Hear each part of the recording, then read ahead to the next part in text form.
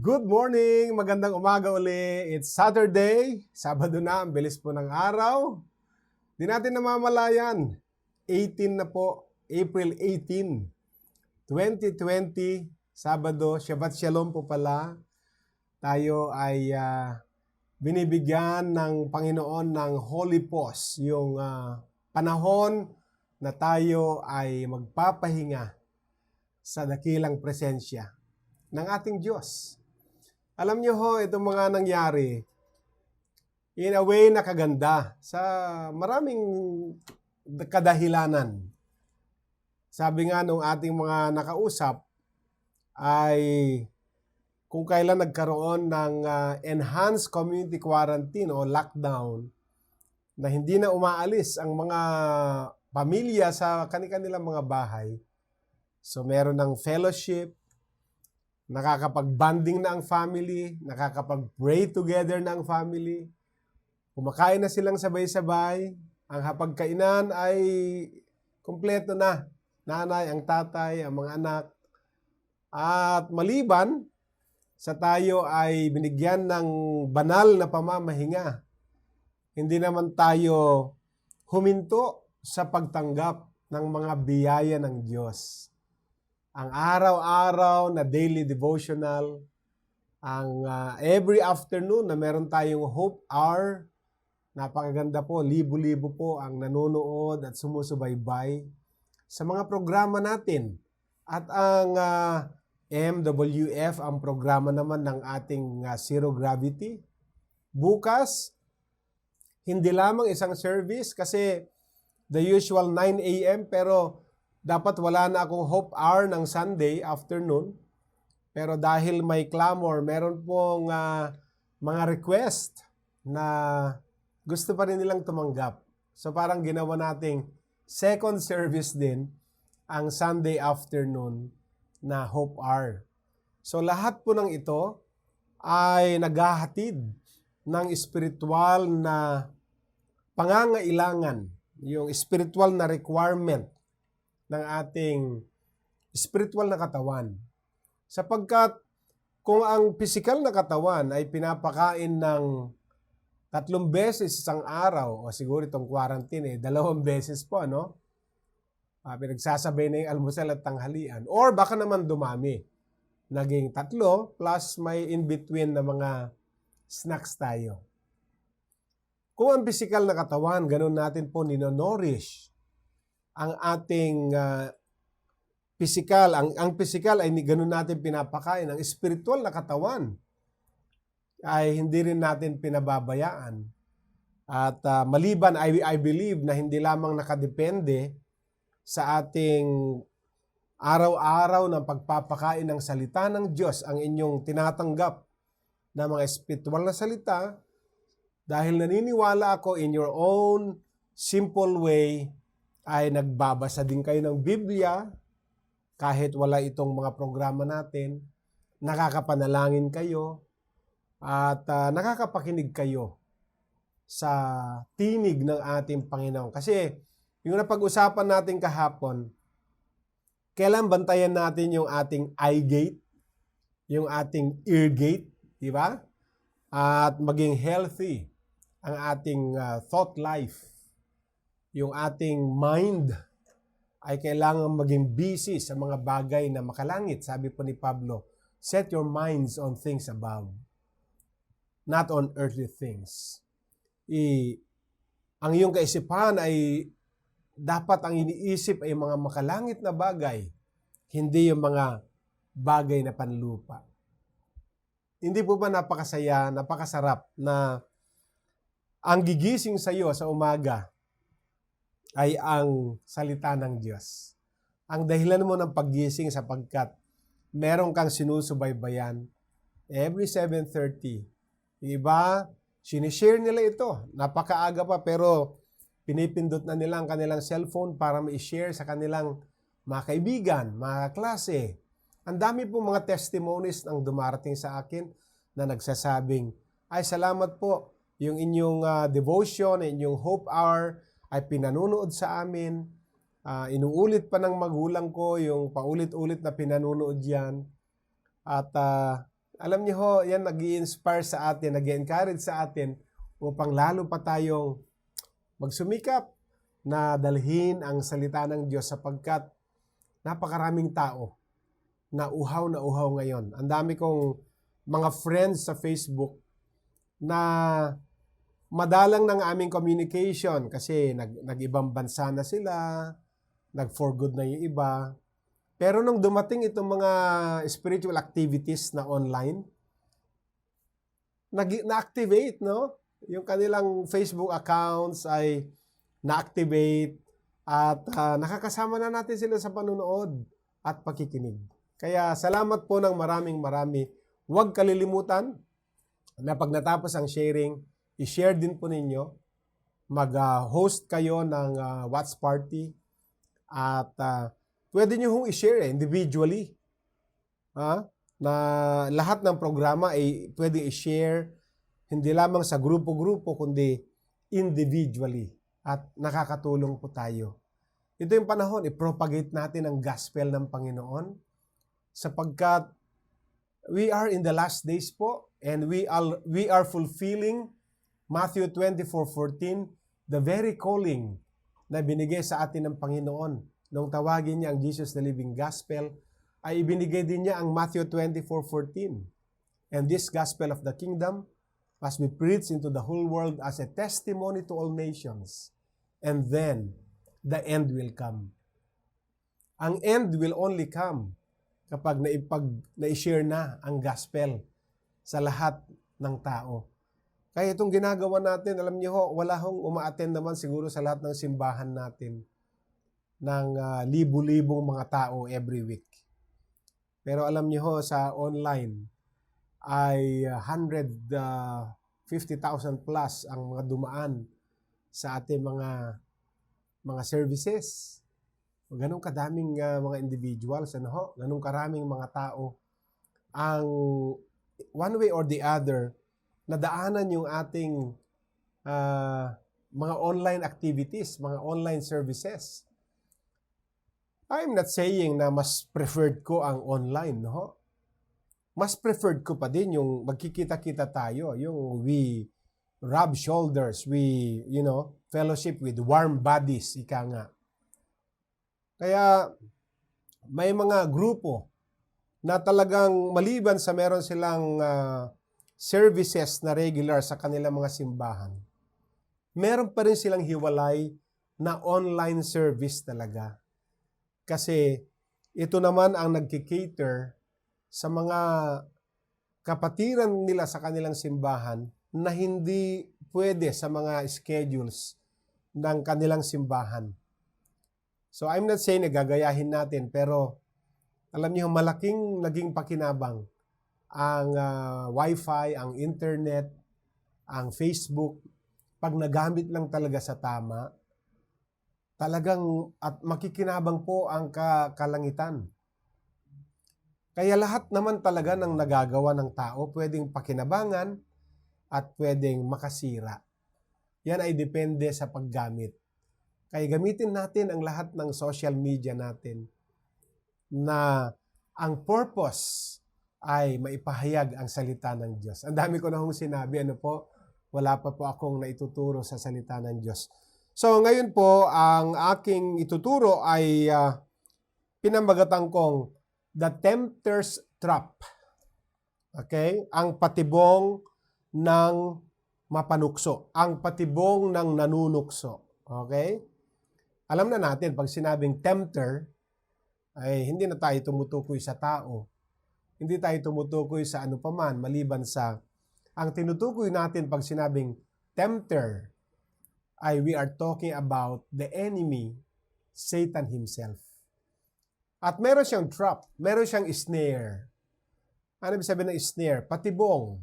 Meron siyang bait, meron siyang pain, na minsan, hindi niya kailangang habul-habulin tayo para kumagat. Minsan, maghuhukay lang siya ng isang hukay, lalagyan na ng matutulis, tatakpan. Maghihintay na lang siya na may mahulog. Ganun po. Kaya minsan, hindi natin namamalayan, Yung mga nagsasabing malalakas at malulusog, spiritually speaking, ay nagfe-fail, nagfo-fall into temptation kasi talaga namang ang kaaway ay hindi naman siya aatake sa panahong malakas tayo. Ang atake niya ay sa panahong mahina tayo. Kaya babalik po ako sa akin pong itinuturo kanina. The tempter's trap. Ano ba ang trap ng kaaway sa buhay natin? Ano ang ginagamit niyang snare or pain, bait, na pag yun ang nasa harap natin, hindi tayo makatanggi. At kumakagat tayo, naisahan tayo.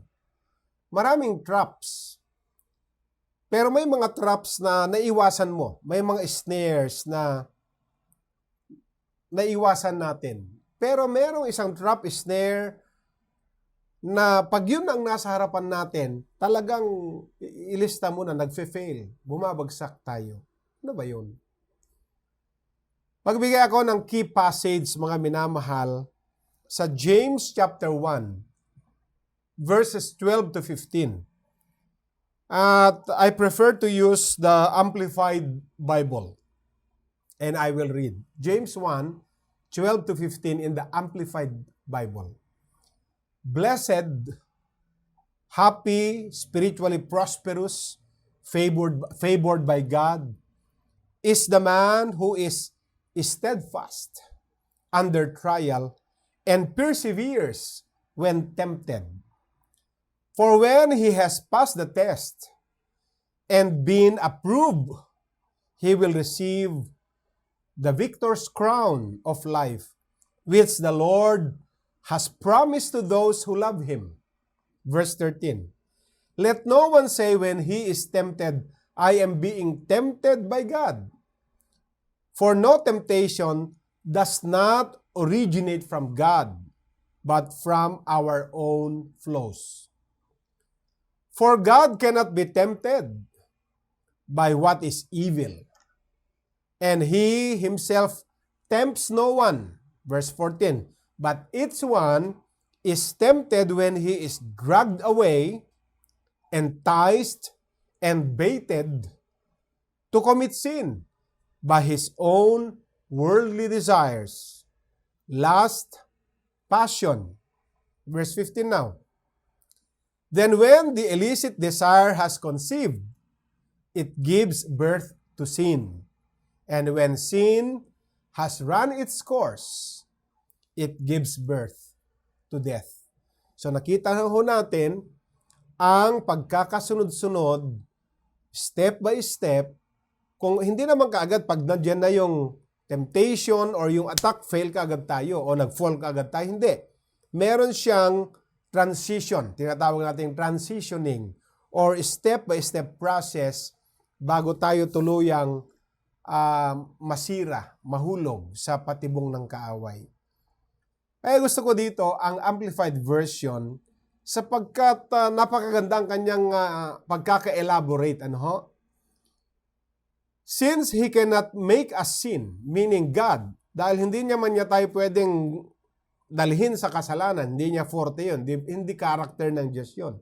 Since he cannot make us sin, okay, ang Diyos, ano naman ang gagawin ng kaaway? Meron siyang strategy. Satan's strategy is to gain control of our will. Okay?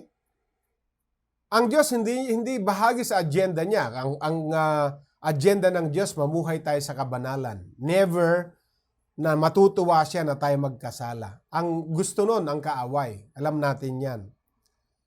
Pero kapag ang kaaway ay hindi tayo mapuwersa, ma-pressure para gumawa ng mali at masama, ang una niyang gagawin ay magkaroon ng control.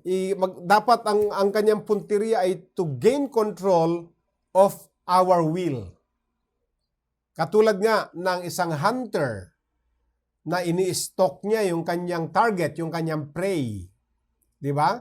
Ang isang hunter, kailangan alamin niya kung saan mahina yung kanyang prey, yung kanyang hinahunting.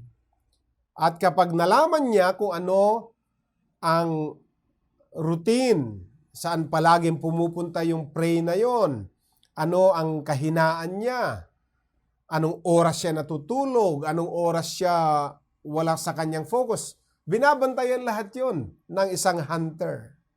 At pag naaral niya yung routine na yung estilo ng kanyang prey, sapagkat ini-stalk niya yan, ang susunod niyang gagawin? Magse-set siya ng trap. Okay? At sa isang trap, ginagawa natin dito yan sa ating diyan sa kitchen, kasi may mga nakikita akong minsan may tumatakbong bubwit, nakakalusot. Kaya trap natin. Ang puhunan namin parang matrap yung maliliit na mga bubwit nga tawag doon. Minsan may dalawa kami nakita. Ay minsan ulo lang ng dried fish, no? O isang maliit lang na keso ang pwede mong idikit doon. At pag pumunta siya doon, dahil yun ang kahinaan niya no? Ay mahuhulog siya. Ganon din ang kaaway. Pag gumawa siya ng trap o ng snare, mga minamahal, ay naglalagay siya ng bait, ng pain. Ano ho? And so he lures us, Satan will lures us with bait by placing what? Temptation before us. Maglalagay siya ng tukso, ng pain sa harap natin na maggigising, mag-arouse sa ating desires. Yung desires of the flesh, yung the lust and yung old nature ng ating pagkatao. Bawa kung anong mahina tayo, saan tayo mahina nung araw, at alam niya hindi pa tayo na-deliver sa mga totally delivered sa mga weaknesses natin na yon. Alam na niya agad kasi ini-stalk niya tayo Alam na niya agad kung saan tayo mahina at ano yung pwede niyang ipain na pag yan ang inilagay mo, hindi siya makakahindi. Okay? So, alam na natin lahat ano ang mga weaknesses natin. At yung mga weaknesses natin, pag hindi totally surrendered kay Lord yan, pag hindi totally nag-give up kay Lord yan, pag hindi totally hiningi ng kapatawaran yan, nandun pa rin, okay? At yan ang gagamitin niyang bait para, alam niyo, pag dumaan na yung bait na yan, walang pinag-iba dyan, kundi, alam niyo yung mga karamihan ng mga bait ngayon, yung mga pain dyan sa mga nangingisda. Alam nila kung anong isda ang gusto nilang hulihin. Alam nila kung anong pain ang dapat nilang gamitin. No? Hindi ka maglalagay ng maliit na dilis sa hook kung ang gusto mo huliin ay isang malaking tuna. Hindi kakagat yun. Okay?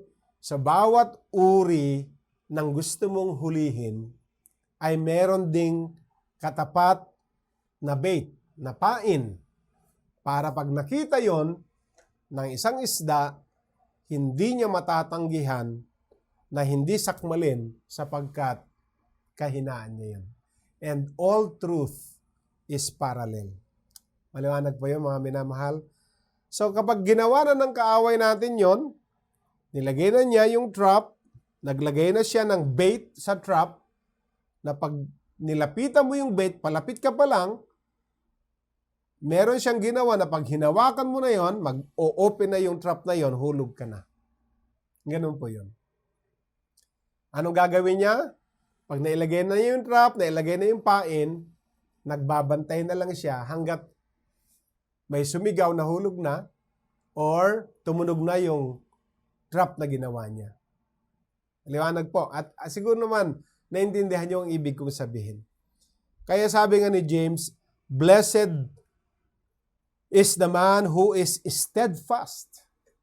Mapalad ang taong matatag, matibay sa panahon na siya ay sinusubok. Sapagkat siya ay marunong mag-persevere, magtiis, at manalo kapag siya ay sinusubok. For when he has passed the test and been approved, sabi niya, he will receive the victor's crown of life, which the Lord has promised to those who love Him. Sino yung mahal ng Diyos? Sino yung pinangakuan niya ng kanyang victor's crown? Yung mga taong nagtiis sa panahon na sila ay dumadaan sa iba't ibang uri ng pagsubok sa buhay. Amen? Let no one say when he is tempted, sabi niya, I am being tempted by God. For temptation does not originate from God, but from our own weaknesses. Okay? For God cannot be tempted by evil. For what is evil? And He Himself tempts no one. But each one is tempted when he is dragged away, enticed, and baited to commit sin by his own worldly desire, lust, or passion. Then when the illicit desire has conceived, it gives birth to sin, and when sin has run its course, it gives birth to death. Napakaliwanag po mga minamahal. So the battle takes place in our heart. In our heart, and Satan baits us by placing a temptation before us. Okay? Nagsisimula sa pagnanasa natin. Nagsisimula sa gusto na naman uli nating tikman yung pain ng kaaway na nilalagay sa harap natin. Kaya tamang sabi ni Apostle Paul, flee from temptation. Dumakbo ka. Huwag mong sabihing matatag ka. Huwag nating sabihing malakas tayo. Huwag nating sabihing kaya natin. Huwag nating sabihing hindi tayo maisahan. Hindi. Huwag tayo magtiwala sa ating sariling lakas. Actually, ang advice ni Apostle Paul kay Timothy, flee from temptation. Layuan mo. Tumakbo ka. No? It could be a person other than your husband or wife. Pwede ang temptation ay isang tao na hindi ang iyong asawang lalaki o babae. Pwede ang temptation natin ay worldly pleasures. Ano ba yung mga worldly pleasures?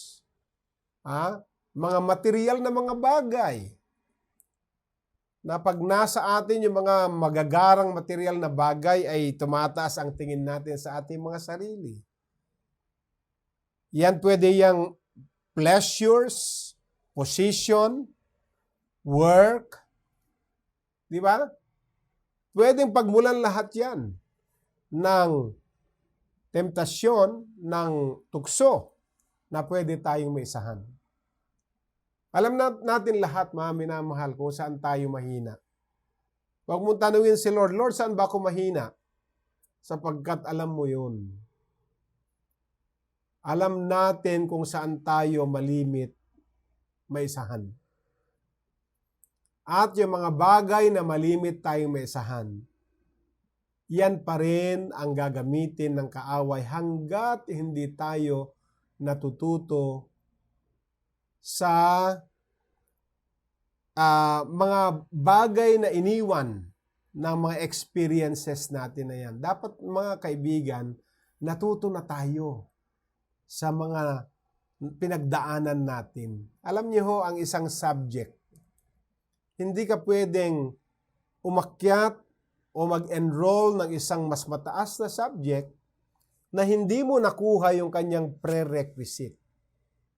Ibig sabihin ng prerequisite, requirement no? Hindi ka pwedeng kumuha ng major na subject na hindi mo nakuha yung kanyang prerequisite na subject. Kasi kung bumagsak ka dito sa mas minor, mas mababang subject, paano ka papasa sa isang major? Kaya hanggat di natin natututunan ang mga lessons na iniwan ng mga napagdaanan natin, minsan or most of the time, yun at yun at yun at yun. Daming yun, unlimited, ano? Ang mga bumabalik-balik na mga senaryo sa buhay natin. So anong gagawin natin? Talagang totally yield na natin kay Lord. Isuko na natin. Lord, dito ako mahina. Ito yung area ng buhay ko na lagi akong nagfe-fail. Aminin mo kay Lord. Hindi mo kailangang aminin kanino man. Marap ka sa Diyos. Dahil promise niya yan, if you confess your sins to God, He is faithful and God to forgive us and to cleanse us from all our unrighteousness. Pero ibig sabihin ng repent, if you confess. Pag sinabing confess, the word confess means to say the same. Yan po yung sabihin ng word na confess. To say the same. Hindi ka pwedeng mangumpisa, Lord, yung isang kasalanan ay gagawan mo ng isang lengguwahe na hindi maglalarawan sa tunay na kasalanan. Kaya ibig sabihin, pag ang magnanakaw, wag niya sabihin, Lord, kumuha ko ng konting lampas sa hindi akin. Wag mo nang lagyan ng magandang salita. Ang ibig sabihin ng confess, to say the same, ang magnanakaw sasabihin, Lord, patawarin mo ako ay magnanakaw. Yun ang ibig sabihin ng confess, to say the same. Wag mo nang lagyan ng balot. Kasi lahat ng katotohanan sa loob, yun pa rin yun kahit anong takip mo. Kaya confess means to say the same. At kapag ikinumpisal na natin sa Diyos at willing tayo magbago, tutulungan tayo. At lahat, alam nyo, pagka dumaan uli yung ganong eksena, hindi mo napapansinin. Sapagkat nadil mo na yon sa Panginoon. Isinuko mo na sa Panginoon yun. So wala nang legal right ang enemy to accuse you again of our past failures and sin dahil settled na kay Lord. Okay? Pero pagka hindi na settle yan, talagang babalik at babalik until finally, tayo ay property na uli ng kaaway dahil naisahan tayo.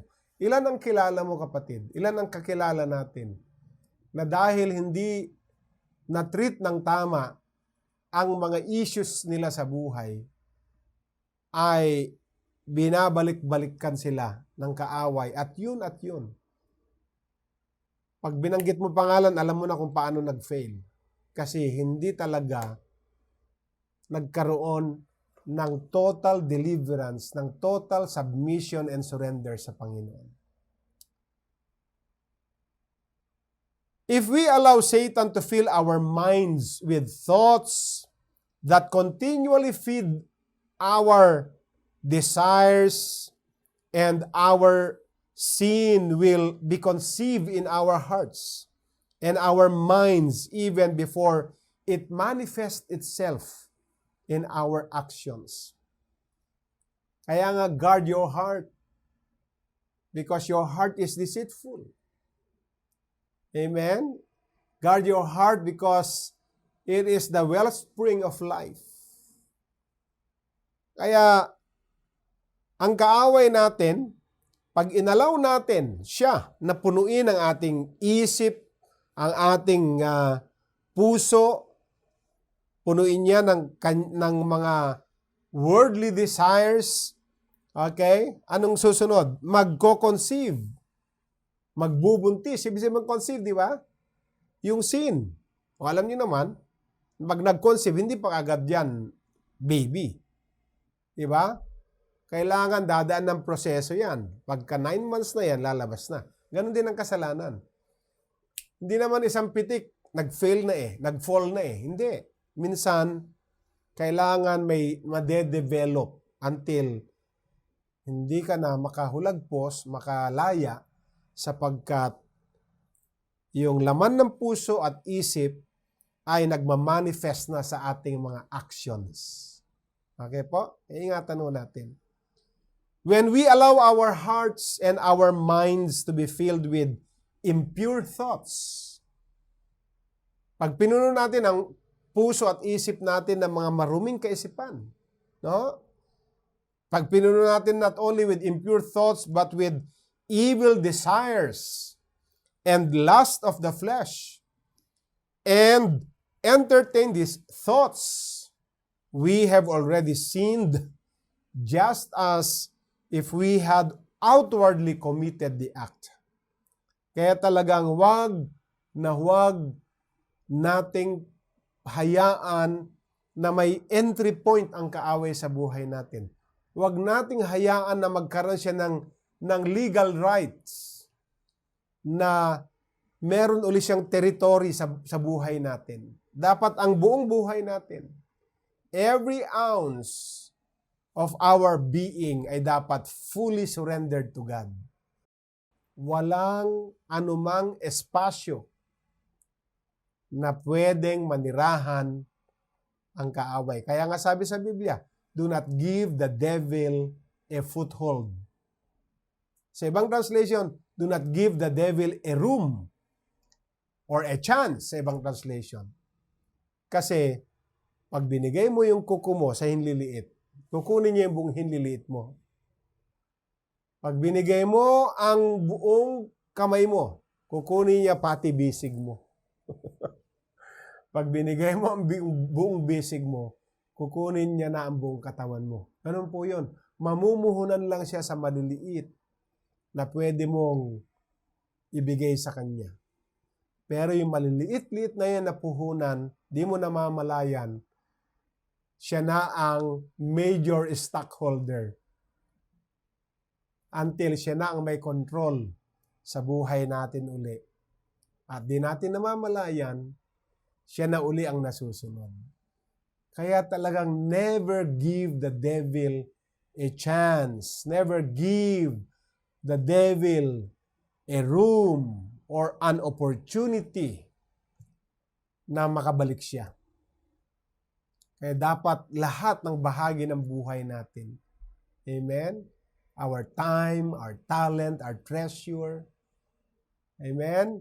Yung ating mga routine sa buhay, dapat lahat nakasuko na sa Panginoon.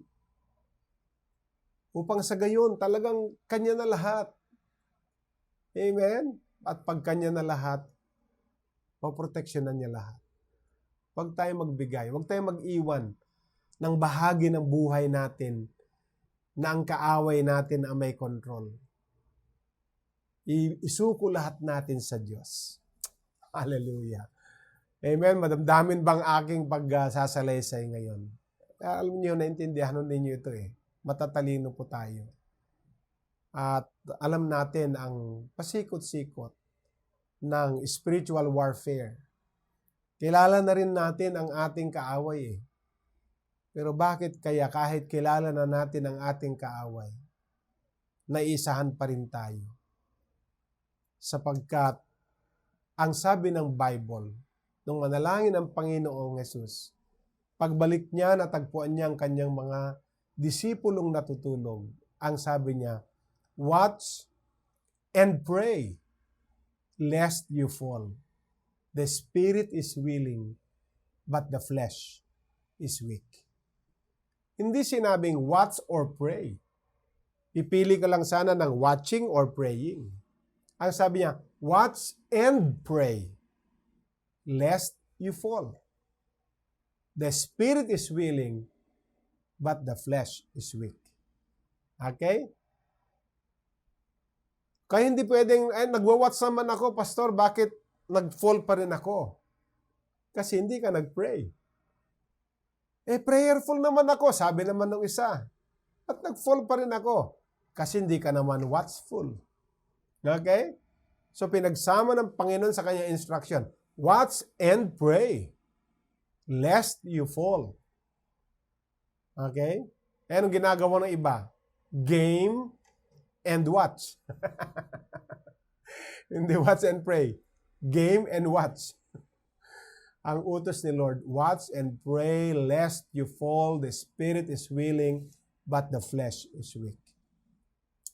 Praise God. I believe na itong aking pagtuturo ngayong hapon, ay ngayong umaga pala, sa ating morning devotion, ay nagbigay ng linaw uli na we are in a battle. So let's make this declaration, beloved. Let's close our eyes and speak this declaration. I will not allow my heart and my mind to be filled with impure thoughts, with evil desires, and lust of the flesh. I will not entertain these thoughts in the name of Jesus. Lord God in heaven, I declare and pray you would just continually, Lord, protect and cover your people, your children, O Lord. Because the enemy insists, O Lord, na kailangan kaming sumailalim uli sa kanyang kapangyarihan, and he is doing everything na kami ay sumailalim sa kanya. But never again. Alam na namin, in-expose na namin. At in-expose mo na sa amin ang lahat ng atake. So help us, Lord. Bantayan mo ang aming mga katauhan. Turuan mo kami lagi na hindi kami mag-fail sa buhay na ito. And so we 100%, Lord, yield, surrender our lives to you. Ikaw na po sa lahat ng bahagi ng buhay namin. Sa pangalan mo, Jesus. Amen and amen. So have a blessed weekend, beloved. Shabbat Shalom. And don't forget, 2 p.m. sa ating Hope Hour, Saturday po ngayon. And the following day po, alam na natin, Sunday, our online Sunday service. God bless us all. Shalom.